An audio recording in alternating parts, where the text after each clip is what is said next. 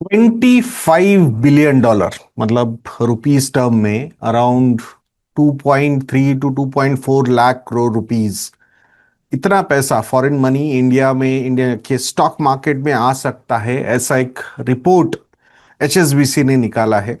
और इसी के बारे में आज हम यहाँ पे बात करने वाले हैं। बिकॉज इसका रीजन ये नहीं कि ओवरऑल इकोनॉमी, मतलब ग्लोबल इकोनॉमी बूम कर रही है और कैपिटल, एक्स्ट्रा कैपिटल आ रहा है, या फिर सडनली एफआईआईज को इंडिया की तरफ, इंडिया अच्छा लगने लगा है। No, it is not like that. ये फ्रेश मनी नहीं है, ये रीएलोकेशन ऑफ मनी है। बिकॉज अदर इमर्जिंग मार्केट्स जो है ना, वो उनके कंपैरिजन में इंडियन मार्केट थोड़ा सा ज्यादा अट्रैक्टिव नजर आ रहा है। So that's why this particular corpus can come into India, ऐसा एचएसबीसी को लग रहा है। सो ये $25 बिलियन, मतलब एग्जैक्टली कहां से आएंगे, कैसे आएंगे, इसको थोड़ा सा समझते हैं। ठीक है। सो पहले कोई, मतलब इसमें कोई मिसकंसेप्शन ये नहीं रखना चाहिए कि एचएसबीसी ने ऐसा कुछ प्रेडिक्ट नहीं किया है कि कुछ एडिशनल $25 बिलियन इमर्जिंग मार्केट्स में आने वाले हैं। No, it is not like that. So HSBC का कहना क्या है कि भाई, अगर ग्लोबल इमर्जिंग मार्केट्स के जो एलोकेशंस है, इसमें इंडिया का एलोकेशन जो करेंटली अंडरवेट है, इसको अंडरवेट की जगह अगर ये जो बड़े इन्वेस्टर्स है वो न्यूट्रल पोजीशन में भी लेके जाते हैं, तो India could receive nearly $25 billion of equity inflows. कितना? $25 billion. So that means it, this is primarily a portfolio reallocation. ठीक है, मतलब पैसा एक इमर्जिंग मार्केट से दूसरे इमर्जिंग मार्केट में जा रहा है, बिकॉज इंडिया पे ये सारे इन्वेस्टर्स अंडरवेट थे पहले, और अब शायद न्यूट्रल पोजीशन वो ले सकते हैं, ऐसा एचएसबीसी का कहना है। सो अब ये समझते हैं कि why is India becoming attractive, ये थोड़ा सा समझते हैं। तो इंडिया की जो ग्रोथ है ना, वो डोमेस्टिक, मतलब सबसे पहला reason, India growth is driven by domestic demand. ठीक है। बहुत सारे इमर्जिंग मार्केट्स जो है ना, they are heavily dependent on exports, या फिर एआई रिलेटेड टेक्नोलॉजी, या फिर semiconductor demand. Specifically countries like China या ताइवान या South Korea, they are much more dependent on global demand rather than domestic demand. But अगर India का case हम यहां पे देखते हैं, तो India's growth depends on domestic consumption, banking, manufacturing, infrastructure, services। तो ये इन पे डिपेंडेंट है। सो अगर ये अदर इमर्जिंग मार्केट्स के कंपैरिजन में हम हमारे अर्निंग्स का प्रोफाइल देखते हैं ना, तो we are more stable compare to these का अदर कंट्रीज और other economies. Okay. Second reason क्या है कि इंडिया में ये पैसा फिर से आ सकता है या रियलोकेशन बढ़ सकता है, वो है कॉर्पोरेट अर्निंग्स आउटलुक जो है ना, वो काफी अच्छी तरीके से यहां पे इंप्रूव हो रहा है। सो एचएसबीसी बिलीव्स कि अर्निंग्स एक्सपेक्टेशंस जो है, they have started beginning to stabilise. Okay. So अब मतलब एक अच्छा खासा several quarters of downward revision हमने देखा है इंडियन कॉर्पोरेट अर्निंग्स में, और उसके बाद थोड़ी सी स्टेबिलिटी यहां पे आ रही है। और फॉरेन इन्वेस्टर्स को ना जीडीपी हेडलाइन से ज्यादा अर्निंग्स रिवीजन पे ज्यादा भरोसा है। So earnings revisions matter more to foreign institutional investors compare to GDP headlines, and that's why अगर अर्निंग्स इंप्रूव होते हैं, then foreign allocations generally improve होना शुरू हो जाता है। तो ये और हमने देखा है अभी कि अर्निंग्स कैसे इंप्रूव हो रहे, जो एस्टिमेट्स थे उसके ऊपर ऑलमोस्ट 300 बेसिस पॉइंट से ज़्यादा अर्निंग्स ग्रोथ आई है ये लास्ट क्वार्टर की, फर्स्ट क्वार्टर ऑफ FY 27 की। तो ये सारे काफ़ी पॉजिटिव फैक्टर्स हैं। ठीक है।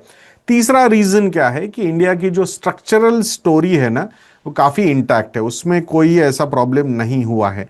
So that's why India continues to benefit from infrastructure spending, manufacturing push, rising credit growth या डिमांड भी आप अगर देखते हो, जिस तरीके से लोन बुक्स बढ़ रहे हैं बैंक्स के, एनबीएफसीज के, और जो कंजम्पशन है, डोमेस्टिक कंजम्पशन भी इंडिया का काफ़ी स्ट्रांग है। एंड दैट्स व्हाई ये सारी जो थीम्स है ना, ये लॉन्ग टर्म थीम्स है जो ग्लोबल इन्वेस्टर्स को अच्छी लगती है। दो इन द शॉर्ट, आप बोलोगे यार बट शॉर्ट ड्यूरेशन में क्या हुआ, 22 महीने में कहाँ गई थी ये सारी थीम्स? तो यार 22 महीने में उनको इतने ज्यादा अट्रैक्टिव मार्केट्स नजर आए, बाकी जो स्पेसिफिकली तीन चार कंपनीज के अर्निंग्स पे से भागे वो, और यूएस मेजरली 6-7 कंपनीज के मतलब बिजनेस प्रोफाइल से, उनके कैपेक्स से, तो इज इट्स रियली सस्टेनेबल कि जो वहां पे हुआ इन इकोनॉमीज में? तो एवरीबडी नोज दैट कि this is not a sustainable kind of trend. मतलब कहीं कहीं अगर $14 बिलियन के अर्निंग्स 2-3 सालों में $140 बिलियन के हो जाते हैं, तो if somebody is thinking that कि ये $140 बिलियन के अर्निंग्स ऐसे ही 1000 बिलियन यानी कि 1 ट्रिलियन तक चले जाएंगे, सो वो कंज्यूम करने के लिए और स्पेंड करने के लिए पैसा किसके पास है फिर इतना? तो ये समझना भी उतना ही जरूरी है दोस्तों, ठीक है? सो दैट्स वाई कि जो लॉन्ग टर्म थीम्स है जो हम बात करें, infrastructure, manufacturing, credit demand, domestic consumption, ये बहुत इंपॉर्टेंट है किसी भी इकोनॉमी के लिए from the diversified growth profile. Okay, अब समझते हैं कि भाई ये चलो $25 बिलियन अगर आ सकते हैं तो which sectors will benefit because of that, ये पैसा कहां पे ज्यादा जा सकता है? तो एचएसबीसी को लगता है कि यार सेक्टर्स लाइक फाइनेंशियल्स या ऑटोमोबाइल्स या फिर रिटेल, हेल्थ केयर या सिलेक्ट इंडस्ट्रियल कंपनीज, इनमें ये पैसा जा सकता है। तो इसमें एक चीज नोटिस करना जरूरी है, कॉमन क्या है इन सब में? these sectors are driven much more by India's internal growth rather than global exports. So domestic consumption, demographic dividend, तो ये सारे फैक्टर्स जो है ना, ये बहुत इंपॉर्टेंट है सस्टेनेबल लॉन्ग टर्म ग्रोथ के लिए, which India has, and that's why अब एचएसबीसी को लग रहा है कि यार ये पैसा आ सकता है। और एक अच्छा खासा कंसोलिडेशन ऑलरेडी हमने मार्केट में देखा है, 22 महीने का कंसोलिडेशन। हम अभी भी वो लेवल्स पे नहीं गए हैं जो हमने सितंबर 2024 में देखे हैं। तो this is a good price and time correction we have witnessed. Earnings भी अच्छे खासे यहाँ से इंप्रूव हुए हैं, तो that's why things are looking much more attractive. आने वाले 3 से 5 साल अगर आप में पेशेंस है तो those could be really very good years for equity markets. So ये समझना बहुत ज्यादा जरूरी है। ये जो चीज है, why this matters for the market, ये जो पैसा आने वाला है ये क्यों मैटर करता है मार्केट को? तो हमने देखा है for last several months, several क्या मतलब, मैं तो बोलूंगा 18-22 महीने आगे अगर हम बात करते हैं, तो Indian markets have remained resilient. ये रेजिलियंस इंडियन मार्केट्स ने दिखाया ना, वो ट्रिमेंडस है। क्यों दिखा पाया इंडियन मार्केट इतना जबरदस्त रेजिलियंस? तो उसके पीछे फर्स्ट रीजन है स्ट्रॉन्ग एसआईपी फ्लोज। 31-32 हज़ार करोड़ रुपए पर मंथ एसआईपी फ्लोज जो आ रहे हैं, उसने मार्केट को संभाला है। डोमेस्टिक म्यूचुअल फंड्स में अपार्ट फ्रॉम एसआईपी जो और फंड्स फ्लोज आते हैं, उन्होंने मार्केट को संभाला है। रिटेल इन्वेस्टर्स के पार्टिसिपेशन ने मार्केट को संभाला है। Domestic institutional investors like insurance companies वगैरह, बैंक्स, इन्होंने भी मार्केट को संभाला है। So these domestic flows have absorb the FII selling, जो एक इंसेसेंट सेलिंग हुई है इंडिया में एफआईआई की तरफ से, इसको एब्सॉर्ब किया है इन्होंने। अब इमेजिन करो एक सिचुएशन जहां पे डोमेस्टिक इन्वेस्टर्स इन्वेस्टमेंट्स कंटिन्यू करते हैं, प्लस इसके ऊपर foreign institutional investors starts buying.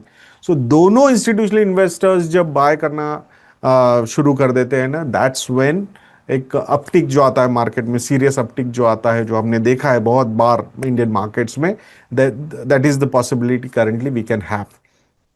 ठीक है, और इसीलिए लिक्विडिटी जो है मार्केट में सिग्निफिकेंटली स्ट्रॉन्गर बन जाती है एंड मार्केट्स में एक अपटिक आ जाता है। ओके, सो ये दोनों का पार्टिसिपेशन बहुत इंपॉर्टेंट है। ओके, अब अच्छी बातें तो हमने की, but are there risk also? इसमें कोई रिस्क भी है क्या? क्योंकि ये $25 बिलियन की जो हम बात कर रही है, कोई गारंटीड पैसा नहीं है, तो there are definitely possible risk are there. What are those risk? तो पहली रिस्क है यूएस बॉन्ड यील्ड्स का बढ़ना, rising US bond yields. Currently if it is at 4.6%, तो अगर इक्विटी का पी रेशियो और डेट का पी रेशियो ऑलमोस्ट सेम नजर आता है, तो then debt becomes very very attractive, and that's what currently happening.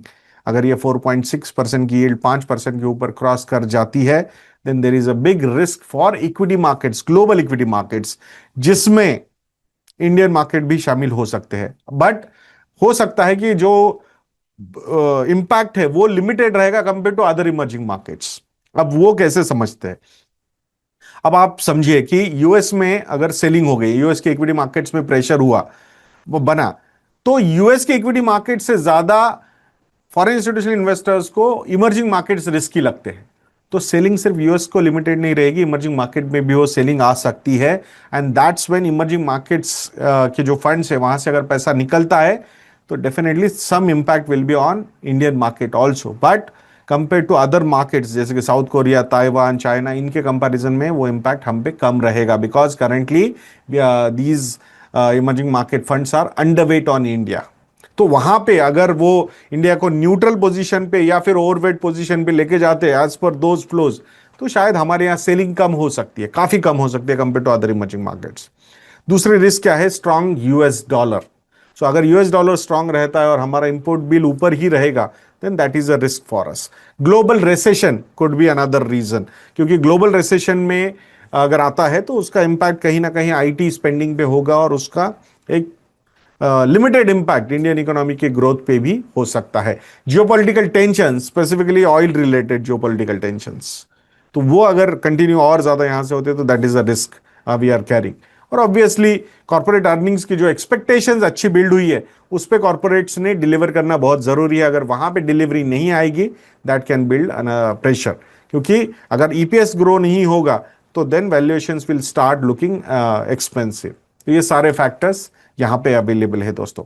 सो ये रिपोर्ट में से, एचएसबीसी की रिपोर्ट में से सबसे बड़ा टेक अवे ये नहीं कि $25 बिलियन, हाँ हाईलाइट के लिए सही है वो, but the most important thing is कि global investors are beginning to see India as one of the strongest opportunities within emerging markets. ये सबसे बड़ा इसमें से हाईलाइट है। एंड इसके लिए इंडिया को strong corporate earnings, economic growth, healthy domestic demand and reasonable valuations पे खरा उतरना बहुत ज्यादा जरूरी है दोस्तों। ठीक है। सो क्वेश्चन ये नहीं पूछना चाहिए कि $25 बिलियन आएंगे क्या इंडिया में। क्वेश्चन ये होना चाहिए कि is India becoming one of the best places for global capital, at least from the emerging markets point of view. So इसका आंसर एचएसबीसी को लगता है कि yes, the answer is yes. So let's see क्या होता है दोस्तों। 30 अगस्त को हम दिल्ली में एक सेशन कर रहे हैं, how to achieve financial freedom. तो अगर वो सेशन आप लोगों को अटेंड करना है तो उसकी लिंक हमने डिस्क्रिप्शन बॉक्स में दी हुई है। प्लस अगर आप लोगों को लगता है कि हम अच्छा काम करते हैं तो हमारे मॉडल पोर्टफोलियोज को सब्सक्राइब करना बिल्कुल मत भूलिएगा। investindia.in को विजिट कीजिए एंड हमारे मॉडल पोर्टफोलियोज को सब्सक्राइब कीजिए। ऐसे वीडियोस के लिए चैनल पे बने रहिए और नेक्स्ट वीडियो तक के लिए आज्ञा दीजिए दोस्तों। जय हिंद।